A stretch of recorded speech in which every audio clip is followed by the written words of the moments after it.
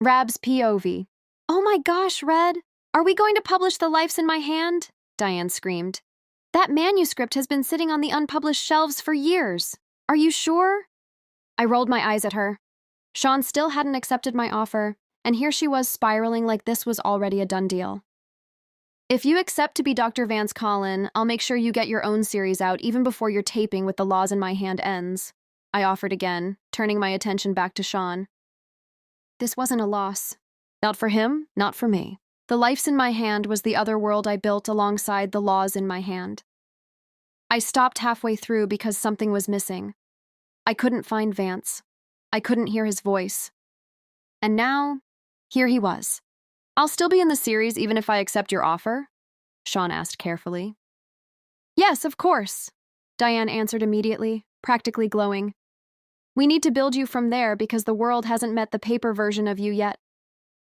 It would be my great honor, Sean said. He reached out for my hand, and that's when I felt it, a sharp, unmistakable spark. I let go instantly. For a split second, the air between us felt charged, too charged. I caught Diane's expression lighting up, already ready to tease me, but I shut that down fast.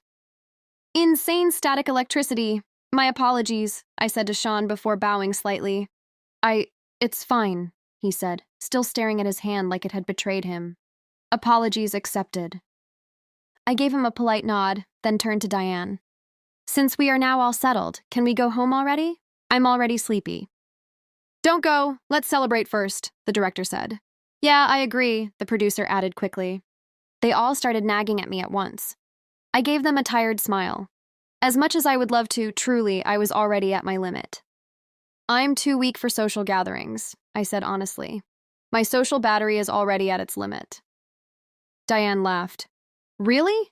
Didn't you just recharge a moment ago? She teased. What was the term again? Static electricity?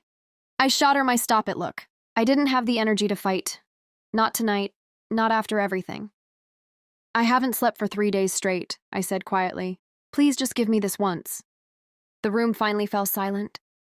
And for the first time that day, no one argued with me.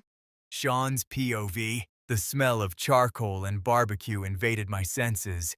The crew decided to have a barbecue party since it was the closest option to where the audition was held. The night air was thick with smoke, laughter, and that restless energy people get when something big has just ended. But no one wants the day to be over yet. Everyone was beaming. Rosie placed a piece of meat onto my empty plate. Here, eat this and stop staring at your hand already, she said, raising a brow at me. What do you mean staring at my hand? I said as I picked up the pork and bit into it. I exaggerated my reaction, nodding like it was the best thing I'd ever tasted, even giving her a thumbs up. She smirked. She clearly wanted to say something, but paused, thought better of it, and stayed silent. Instead, she placed another piece of meat on my plate. Just across from us was Liam, throwing stolen glances from time to time. Now it was my turn to smirk. I elbowed Rosie. She looked at me as I subtly signaled toward Liam's direction. She scrunched her nose at me in warning and refused to look where I pointed. Instead, she turned her attention to Diane sitting beside her. So, Ms. Diane, Rosie started casually, can you tell us more about the mystery author, Ms. Rab? You know, all this time I thought she was an old, retired police officer. Imagine how stunned I was when I saw her. I felt like we're the same age. She elbowed me lightly, as if to say, I'm doing this for you. I slapped her elbow back and focused on my food, acting like I had zero interest in the topic. You mean Red's father? Diane laughed. Yeah, I heard that too. She was escorted by her father once to the publishing company way before. That time her father was in uniform, but, correction, her dad was a high-ranking police officer. Not sure of the rank because Red never shares personal information. All I know is people always mistook her dad for RAB back in her country. Diane took a gulp of her drink. Wow, Rosie said in admiration. Red was really a genius. Imagine being able to create so many books even though she's young. Diane laughed loudly. Genius, yes. As for young... She paused dramatically. Young at mind? Rosie's eyes shimmered with curiosity. I was meaning to ask, does she only have yellow Bubbles t-shirts? It was so cute. Diane gave a sideways smile and turned toward Rosie. No, she has a complete set. From Blossom to Buttercup, Professor, and even Mojo Jojo. We bought it when she arrived here. She was ecstatic seeing so many varieties. She's really something, Rosie said thoughtfully. I couldn't even imagine myself confidently wearing that. But Rab seems unbothered. Indeed she is, Diane said, then turned her gaze toward me. Sean, don't be shy. Help yourself. Eat something. Don't be frozen there. I know the gossip is juicy, but you should move too. At least chew or something. Diane laughed. My face turned red. I was so caught up listening to them that I hadn't even realized. I hadn't moved at all. Rab's POV. Just as I thought I was going to sleep when I arrived at Diane's house, I was wrong. Totally wrong. I was sitting on the bed now, laptop balanced on my thighs, fingers flying across the keyboard like they didn't belong to me. I couldn't stop them.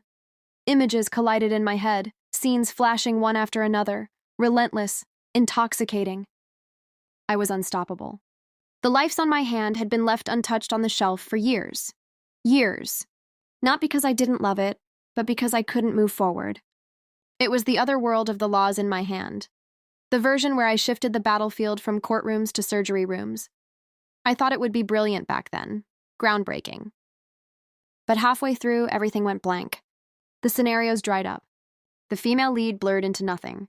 I had 3 candidates, 3 possibilities. None of them felt right. So I stopped. I archived it and let it rot quietly in the shadows of my unfinished works. Until now. My hands kept moving, my mind following without resistance. The words poured out as if they'd been waiting for permission all this time. Then I paused. Why was I being so brutal? I erased a paragraph. I couldn't let my male lead be a crying mess all the time. Too vulnerable. Too exposed. It's Sean's fault. The thought came uninvited. I was comfortable writing this kind of vulnerability because I knew he could deliver it. No. I shook my head and hit delete again. And again. Let's limit this. It was already late. Diane still wasn't home. They were probably still out, celebrating, laughing, living normally. That made me curious. I scrolled. Chapter 12. Zyra Elliott, room 501. I stared at the screen. I couldn't believe I was actually doing this, changing the female lead halfway through the book. Vance originally had 3 female prospects. I had carefully planted subtle moments for each of them, scattering crumbs of intimacy, curiosity, temptation. Every one of them had their turn beside him. But the Vance I was writing tonight? He wasn't the same man. From the very first chapters, I had unknowingly redefined him. Every page leaned into a hidden vulnerability he never let anyone see. A darkness softened only by devotion. And my 3 prospects, they wouldn't survive this version of him. They couldn't bring out his full potential. His madness. His obsession. His willingness to burn the world for one woman. Just like his brother, Lance. I thought of Alara.